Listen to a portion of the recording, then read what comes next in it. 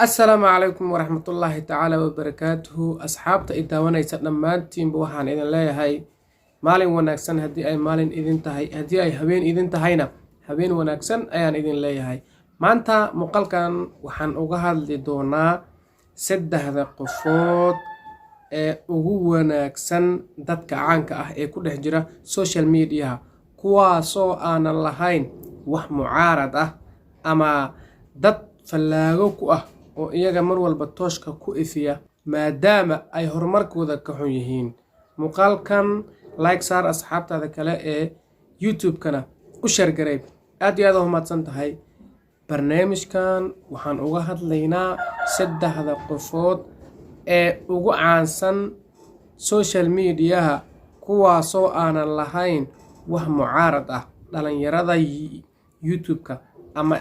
social media dhammaan ku dhex jirtana ay aad u jecel yihiin kuwaas ayaan soo bandhigaynaa balse marka ku horeysa muuqaalka like saar YouTube-keygana waa uu cusub yahay fadlan subscribe ii saar gambalaalkana taabo si aad u hesho muuqaaladeena dambe ee soo socda kuwaas oo ah muuqaalo xiiso badan aad iyo aad u mahadsan tahay qofta koowaad oo aan soo qaadanayno waa Shaadiyo Sharaf waa gabar aad iyo aad caan u ah social media-na laga yaqaano Soomaali oo dhanna ay wada yaqaanaan waa fanaanad waa gabar oo comedian ah oo dadka ka qoslisa waa gabar jilaa ah oo mararka qaarkood filimada ay soo duubto filimada iyo heesaha ay soo saartana waa kuwo gebi ahaanba Soomaalidu ay aad u wada jecel yihiin gabadhaasi run ahaantii wax mucaarad ah oo ay social media ay ku leedahay ma jirto haddii aan been sheegayana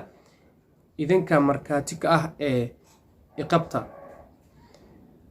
okay gabadha ku soo xigta ee social media ku jirta oo aan wax mucaarad ah aan lahayn waa gabadha lagu magacaabo Shushu Abdalla gabadhaasi hal mar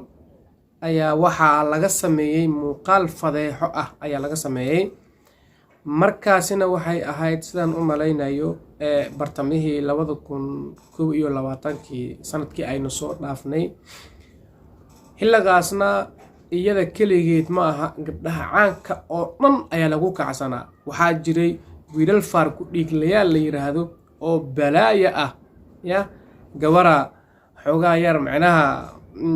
abateedka hore soo faranayso meeshaas ayaa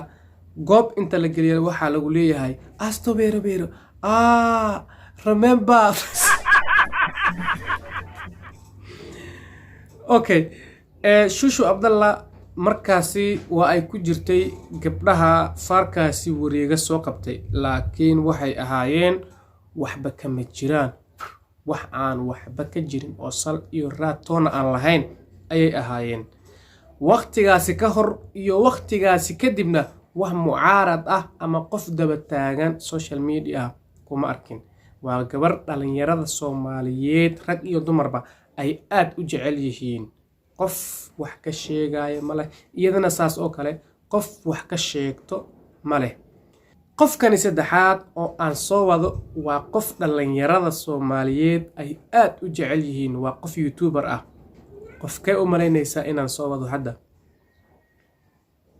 qofka aan soo wado qof kale ma aha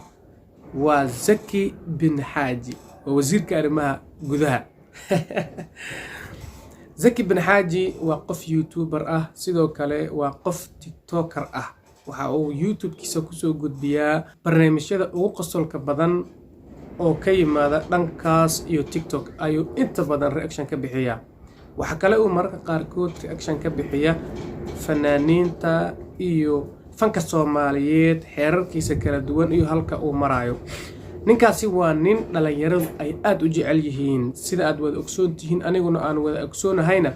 wax mucaarad ah oo YouTube-ka ama Facebook ama TikTok ama social media aalad walba ha ahaatee wax mucaarad ah uu ku leeyahay ma jirto wali waxa uu ku jiraa dadka lama taabtaanka ah okay muuqaalkan haddii aad wax ka faa'iiday fadlan muuqaalka like saar subscribe-na taabo gambareelkana furo si uu kuu soo gaaro muuqaaladaani dambe. aad iyo aad u mahadsan tahay.